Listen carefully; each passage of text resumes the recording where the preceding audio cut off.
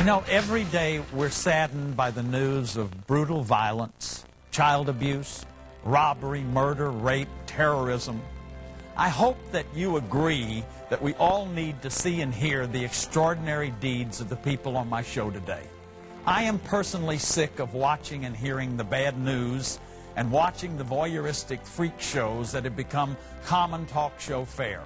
I'm inspired with hope by our guests, and I want to thank each of them for their heroic actions. They all belong to my Ordinary People's Hall of Fame. I hope you'll be inspired to do something, no matter how small, that will make our world a better place. Remember that greatness is simply about ordinary people with an extraordinary commitment to help others. You have that greatness in you. These are my thoughts for today. We'll see you on the next Bradshaw Difference. Busy, busy, busy. We're constantly running around and not paying attention to the environment we live in. If you get one message today, it's stop looking around and pitch in. Every one of us can make a difference. There are a lot of ordinary people. Get up and do what you can do. God gave us the ability. Let's get to work. All I really had time to do was tell them to tighten their seat belts. I think I said, we're going down. I want to thank you, Ms. Bowler, for taking me into your family, you and your family for doing everything you did for me and showing me that life is more about just being in trouble. Extraordinary people today on the Bradshaw Difference. I believe in the power of positive television. Life is not a problem to be solved, it's a mystery to be lived. As the marriage goes, so goes the family.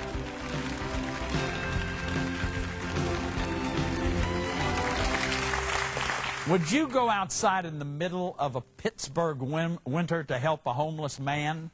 My first guest braved the cold and heat to help the homeless. This is Dr. Jim Withers and Mike Sallows, founders of Operation Safety Net, based out of Mercy Hospital in Pittsburgh, Pennsylvania, and also welcome a former homeless man, Reggie Portis. Welcome, you guys. Welcome. Welcome, Jim. Thank you. How did this get started? You are a medical doctor. That's right. I teach medicine, and I think it arose out of concern that we're teaching medicine that sometimes leaves out a lot of people. And what I'd like to do with this program, and I think we've had some success, is allowing young students and residents to see what it's really like for some people. And in this case, it's the folks that sleep under bridges and along the riverbanks of Pittsburgh. So you go out 5 nights a week? Well, I used to go out perhaps 2-3 nights a week. Mike is probably out a good 5 nights a week to visit those folks and bring out medical supplies and expertise, but mostly listening ear and a sense that they're not forgotten, that we do care about them. Okay. Mike, how did you get involved in this? You were on the streets yourself, is that right? Yeah, I always found myself on the streets from an early age. I had a very adventurous sense to me and always wanted to know what was going on. Subsequently pursuing a career in music, which eventually I was successful at, I started off traveling around the country looking for gigs, and with this, at points I would be between couches and wind up on the street. Okay, Operation Safety Net, that's the name of your organization. That's right. That's right. And it's sponsored by Mercy Hospital?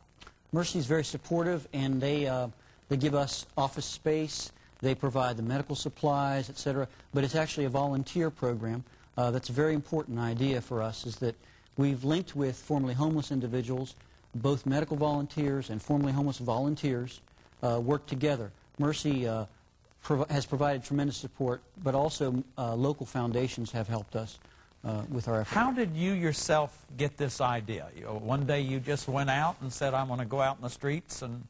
Well, I think it's very interesting to look at the lives of all the people that are involved. It's almost as if they've been on an intersecting course for some reason. I come from a background where I have a father who's a physician, a mother who's a nurse. I made house calls with my father, and also worked in third world countries. When I finished medical school, I chose to teach medicine, and in order to find something that was outside of the hospital environment, the priesthood, so to speak, right, of medicine, I began looking into the homeless shelters and soup kitchens, but I realized there was a group of people that were left out even from those facilities sometimes, who were the unsheltered homeless. Right. And so you actually bring medical help. I mean, you go out with medical resources. That's right. And what happened was I ran into Mike, and he'd been doing this work for several years, going out, bringing blankets to people to keep them from freezing, etc., understanding what it was like to be in that situation. And we teamed up. I didn't tell anyone what I was doing for 9 months or so. I just went out at night and got to be known very quickly amongst the street people of Pittsburgh. They called me Doc Jim, and pretty soon everyone knew that I was out there. I was getting other people concerned about this person here, and then we would go to that bridge or along that riverbank. And it was an honor, in a way, to have them welcome me into their lives and into their homes, so to speak. Now, one of the persons that welcomed you in was Reggie. Hi, Reggie. How are you doing? What did you think when these two guys came wandering around?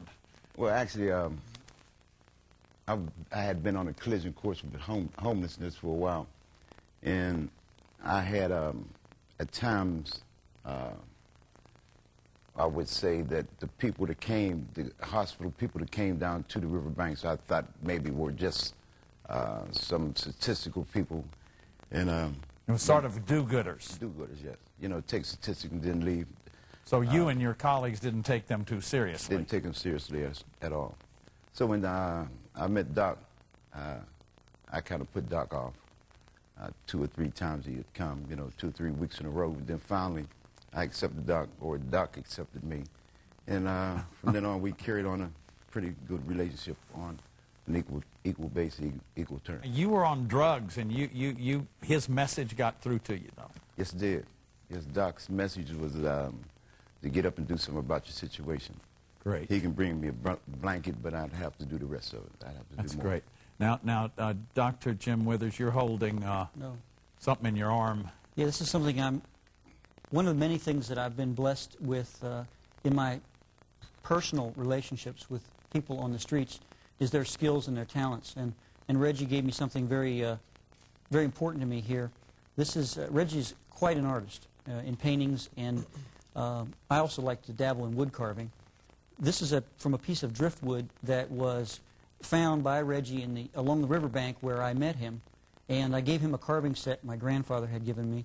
Reggie carved this and gave it to me, and it hangs in my living room. That's fantastic. Nice going, Reggie. That's beautiful. That's very beautiful. You were also sick yourself recently and got just a stack of mail from the people out on the streets. Yes, so when I was coming here, I remembered this, so I brought them along. I had some chest pain, and my doctor friends decided to investigate it quite thoroughly, and I ended up getting a heart catheterization. I was very frightened to be on the other side. I think it's something doctors need to think about. But Mike went out in the street and collected get well notes from all the folks that were under the bridges and all. And wow. When I woke up from in the recovery room, Mike showed these to me, and I just cried because, you know, you can't, these are treasures. That's beautiful. That is beautiful. Okay. A dream come true, participating in the Olympic Games. For my next guest, that wasn't enough, and that's why she is such an inspiration to us all.